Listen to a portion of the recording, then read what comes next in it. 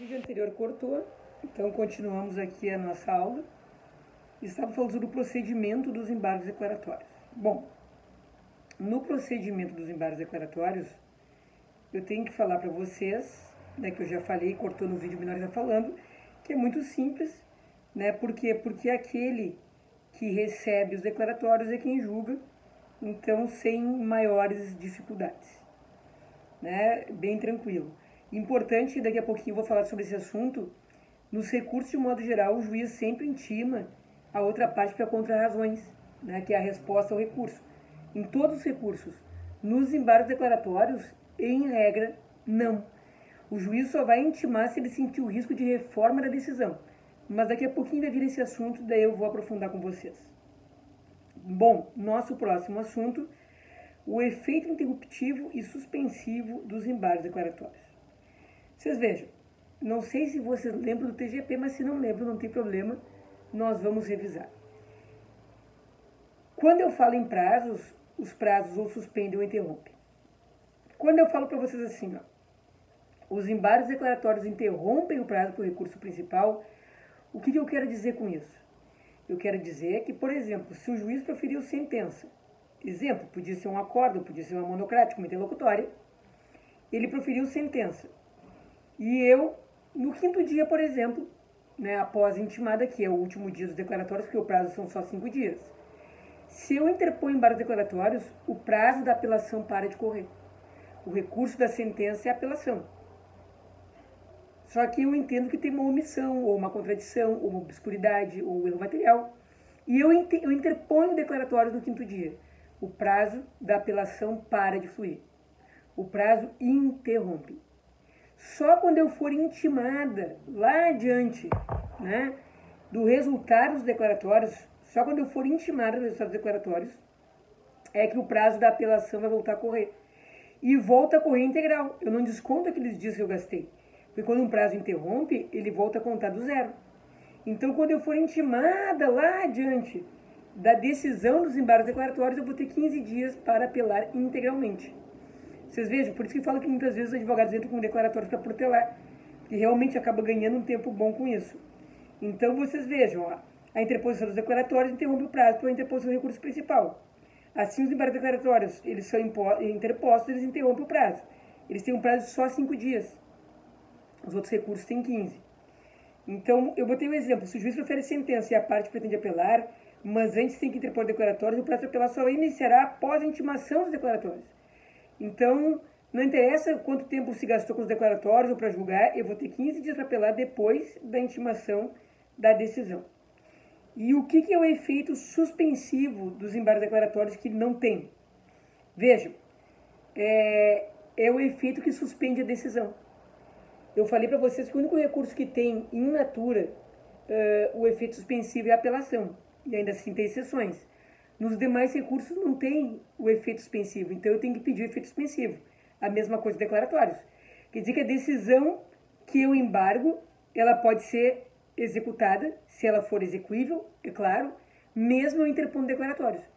E por quê? Porque os embargos declaratórios, eles não suspendem a eficácia da decisão. Logo, se eu quiser efeito suspensivo, eu vou ter que pedir. E aí o juiz vai decidir se ele vai dar ou não vai dar. Então, é nesse sentido, tá? É uma matéria bem simplesinha.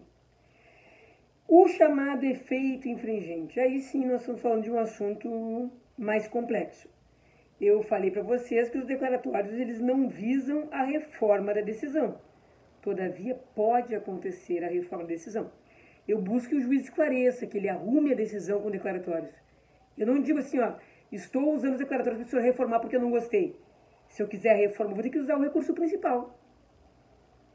É muito comum no judiciário os declaratórios serem improvidos porque eles dizem a parte está buscando com declaratórios a reforma da decisão. E isso não pode. Porque os declaratórios não são para reformar, eles são para esclarecer, para suprir omissão, para eliminar contradição, para corrigir erro material. Então, não pode. Mas, algumas vezes, o efeito do juiz arrumar esses vícios que desafiam declaratórios acabam gerando a reforma. Então, eu boto para vocês ali um exemplo que eu acho bem fácil. Olha ali, ó. O autor pede dano material e moral e o juiz julga a ação totalmente procedente, condenando o réu em dano material. E esquece de julgar o dano moral. Ele esquece. Não é que ele não deu, ele esqueceu. Aí a parte ou as partes, porque declaratórios qualquer uma das partes pode interpor, porque é um vício que qualquer uma quer suprir, interpõe declaratórios. E o juiz vai dizer assim, o dano moral é improcedente. Vocês concordam que a sentença não é mais totalmente procedente, agora ela é parcialmente procedente. Então, sem querer, houve a reforma da decisão. A isso nós chamamos de efeito infringente dos embargos declaratórios. E quando o juiz entender que há o risco do efeito infringente, daí ele intima a parte contrária para contrarrazões, para que ela tenha um contraditório, tendo em vista o risco da reforma da decisão. Então, o que é o efeito infringente? É quando os declaratórios geram a reforma da decisão. Isso acontece quando? Quando a decisão ela é modificada. Tá, isso é sempre não. Às vezes o juiz vai lá e arruma. Olha, ele diz, o autor tem que pagar, mas não fica claro como é que tem que pagar. Tá, não deu para entender. Ele vai lá e arruma, continua mandando o autor pagar. Não alterou a decisão, não mandou pagar mais. Nesse caso, não houve efeito infringente. Então, o efeito infringente é quando há a reforma, né, da decisão. E aí, quando o juiz percebe isso, intima para contrarrazões. Eu noto que hoje no judiciário, como tendência geral, eles intimam para contrarrazões sempre, né? Até para facilitar, porque se tem o risco de efeito infringente, já intima antes para sanar o problema. Uma parte agora mais complicadinha da matéria para vocês. O recurso principal interposto antes do julgamento do recurso de embargos declaratórios. Vocês vejam, eu coloquei ali para vocês um exemplo. Ó. Uma sentença publicada no dia 10 de 8 de 2020, correto? O autor apela em 13 de 8 de 2020, enquanto que o réu interpõe declaratórios em 14 de 8 de 2020. Ambos recorreram tempestivamente. Então, vamos partir dessa premissa para entender isso daqui. Então, vocês vejam, foi publicada uma sentença e no terceiro dia, né, olha lá, ó, saiu, foi publicado no dia 10, no 11, 12 e 13, o que acontece? O autor já apelou. Ele pode. O artigo 224 do CPC diz que não há ato extemporâneo. Ele vai lá e interpõe. Só que, no quarto, quinto dia, o réu foi lá e interpôs declaratórios. Tá, mas e agora? O que acontece? Como é que fica essa situação? Como é que se resolve isso? Bom, aí eu coloco para vocês que duas coisas podem ocorrer. Pode acontecer que o juiz julgue os declaratórios e diga, olha, esses declaratórios aqui são improvidos, não altera a sentença, não altera nada. Tá fulminado, deu. Se não altera nada, o autor já apelou, tá apelado, o réu vai ter 15 dias para apelar ainda, tá resolvido. Aí vocês vão dizer, tá, e se o autor quiser apelar de novo, ele não pode, ele já apelou, o juiz não alterou a sentença, ele apelou daquela sentença naqueles termos, ele não pode fazer nada. Mas há um segundo problema. Qual é? Vocês já sabem. E se o juiz altera a sentença e o autor já apelou? E se ele altera a sentença, pior, prejudicando o autor?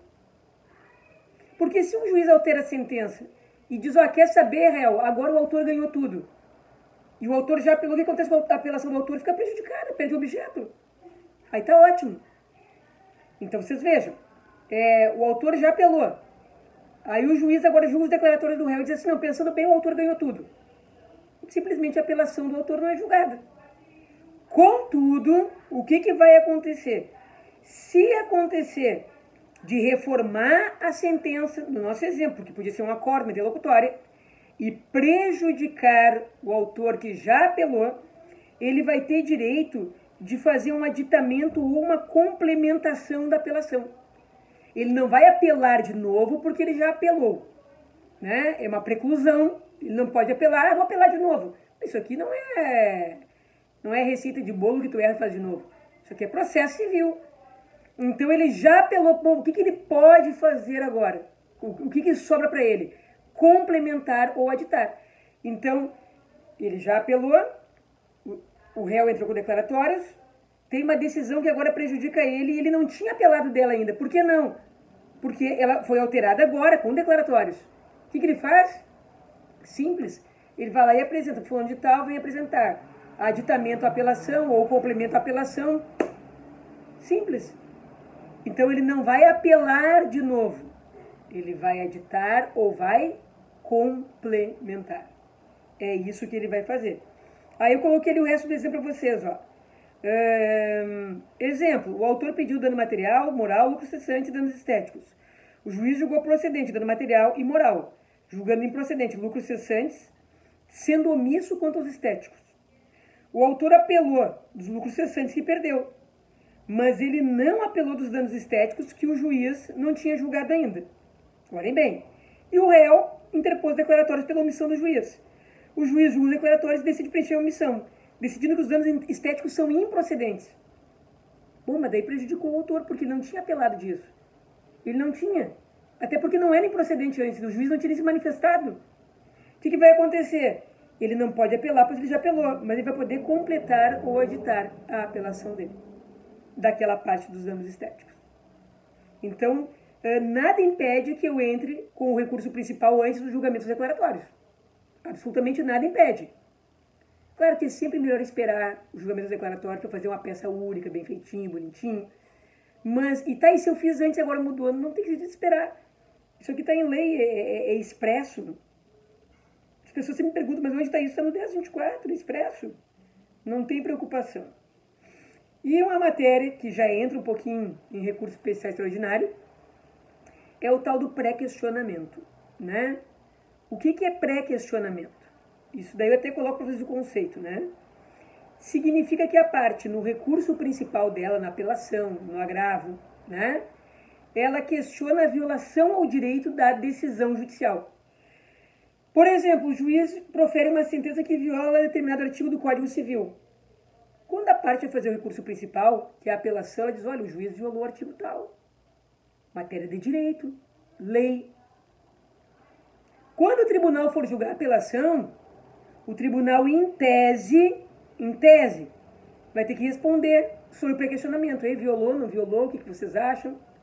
Muitas vezes o tribunal não responde. Ou então o tribunal responde que, olha, a matéria está pré-questionada. Mas aí não está respondido. Ele teria que responder de forma expressa. O que faz a parte diante disso?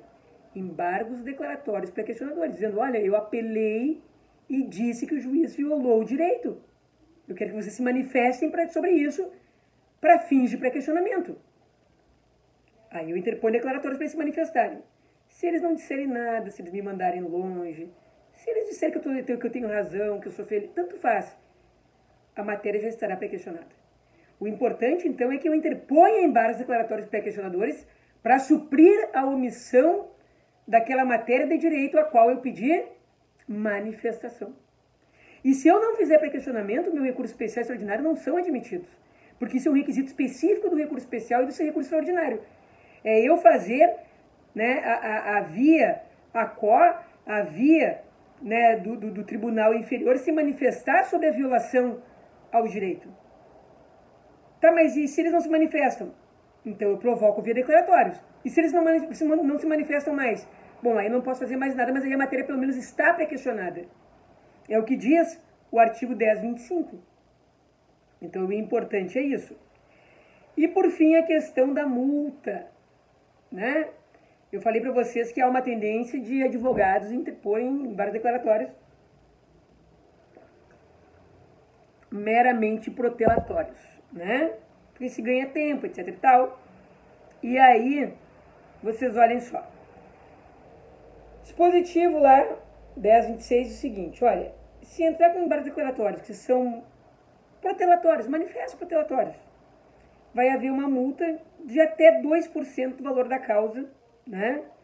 O que já não acho baixo, eu já falei para vocês que causas de 1 milhão são normais hoje em dia, né? 400, 500 mil, até porque causa de valor mais baixo o pessoal acaba indo para juizado especial, isso e aquilo, mas causas de 400, 500 mil, 1 milhão, 2 milhões, 100 milhões, 200 milhões, 300 milhões, bilhões, tem gente, né?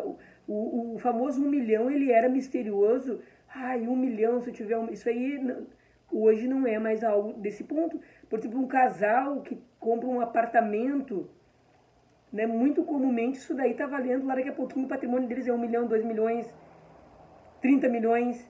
Então 2% do valor da causa já é expressivo. Aí o advogado vai lá e reitera o recurso, diz assim, não, mas não era protelatório, vocês não entenderam.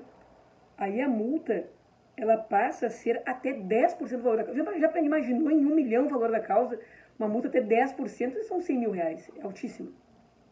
Então, o que acontece nesse caso aqui? O advogado já começa a pensar.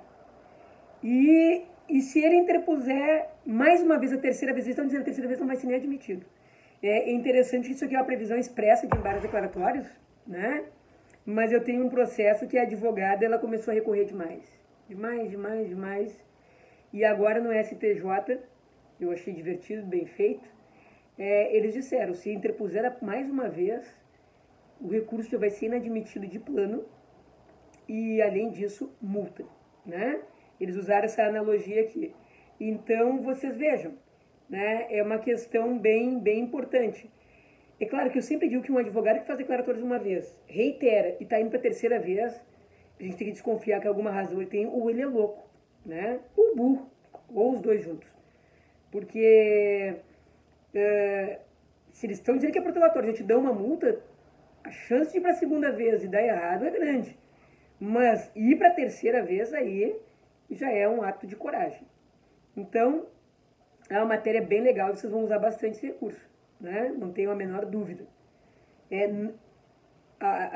Vou postar a atividade avaliativa de vocês, mas os conteúdos do semestre continuam, porque o semestre não se encerrou, muito pelo contrário. Tá bom? Muito obrigada.